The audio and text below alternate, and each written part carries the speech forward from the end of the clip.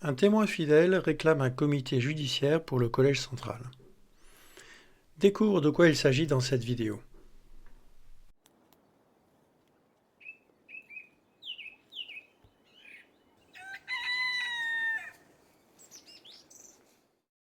Bonjour, cher ami, cher frère, chère sœur. Peut-être as-tu déjà entendu parler, dans une lettre ouverte au Collège central et à la communauté des témoins de Jéhovah, un témoin fidèle demande d'urgence la convocation d'un comité judiciaire pour le Collège central. De quoi s'agit-il ? Cette importante lettre ouverte suit les instructions de Jésus-Christ dans Matthieu chapitre 18, versets 15 à 17. Si ton frère commet un péché, va lui expliquer sa faute entre toi et lui seul. S'il t'écoute, tu as gagné ton frère. Mais s'il ne t'écoute pas, prends avec toi une ou deux personnes pour que tout fait soit établi d'après les déclarations de 2 ou 3 témoins. S'il ne les écoute pas, parle à l'assemblée. S'il n'écoute pas non plus l'assemblée, considère-le comme un homme des nations ou comme un collecteur d'impôts.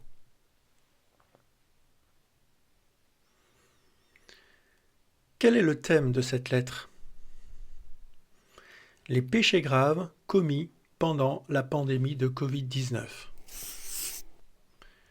L'auteur est un frère fidèle et actif d'Amérique du Sud. Il démontre de manière très précise et compréhensible comment les frères du Collège central ont abandonné la neutralité chrétienne dans leurs points d'actualité et leurs instructions aux anciens, et se sont de plus en plus écartés des principes bibliques. Pourquoi cela ? Qu'est-ce qui se cache derrière cela ? Cette approche de Collège central a causé d'énormes dommages parmi les brebis, tant sur le plan spirituel et psychologique que sur le plan de la santé. Il parle même de dette de sang. Des milliers de frères inquiets ont écrit personnellement au Collège central, d'après Matthieu chapitre 18, étape 1. Les lettres envoyées aux filiales sont également restées sans effet, étape 2.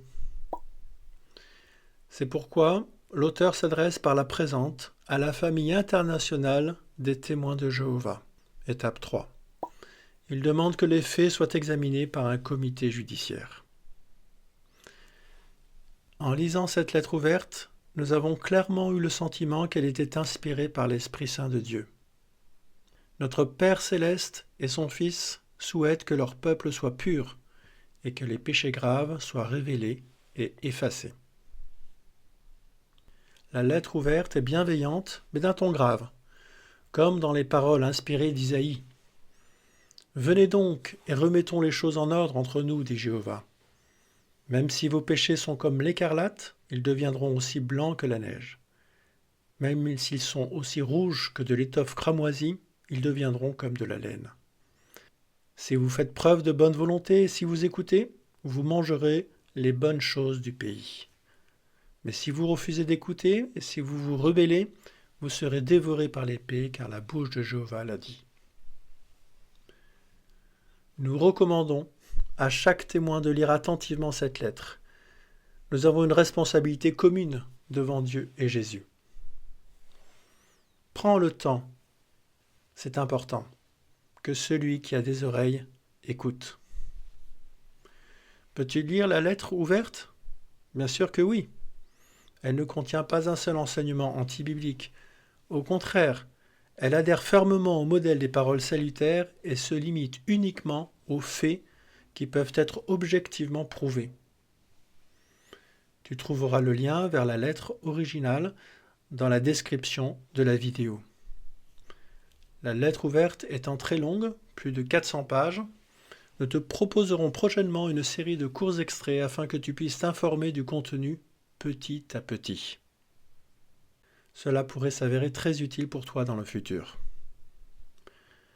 Tu peux t'abonner à la chaîne afin d'être informé à chaque fois qu'une nouvelle partie de la lettre ouverte est publiée. Merci d'avoir regardé cette vidéo. Que Dieu te donne la sagesse de traiter ces informations de la bonne manière, dans son Esprit Saint et dans l'Esprit de notre Roi, Jésus-Christ. La deuxième partie de cette série a pour thème quel est le point de vue en accord avec la Bible sur la vaccination?